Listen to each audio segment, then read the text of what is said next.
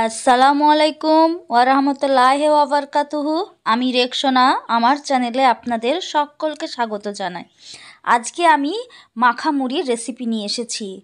এইভাবে একবার তৈরি করে দেখতে পারেন। প্রথমেই কড়াইতে তেল গরম করে নিয়েছি, তারপর দেব পেঁয়াজ আর কাঁচা লঙ্কা। ঝালটা আপনারা আপনাদের পছন্দ মতো নেবেন। তারপর ভালো করে নাড়াচাড়া করে নিতে হবে। ভালো করে নাড়াচাড়া করা হয়ে গেলে দেব এখানে মশলা। এখানে দেব 1/3 পরিমাণ লবণ, 1/3 পরিমাণ হলুদ গুঁড়ো, 1/3 পরিমাণ জিরে গুঁড়ো। লবণটা একটু বুঝে দেবেন, কারণ মুড়িতেও লবণ থাকে। এবার দেব মটরশুঁটি।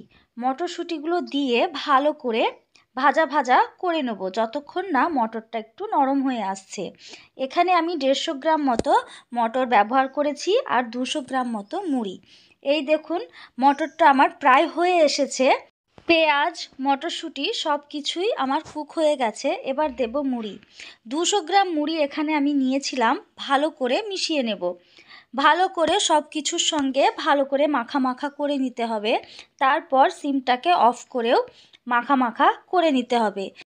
মুড়িটা দেখবেন খুবই সহজেই মুচমুচে হয়ে আসছে, তখন বুঝে নেবেন যে মুড়ি মাখা হয়ে গেছে।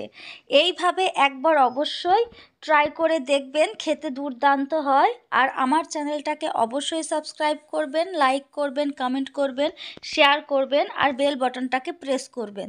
তাহলে পরবর্তী ভিডিও নোটিফিকেশন সবার আগে আপনাদের কাছে পৌঁছে যাবে।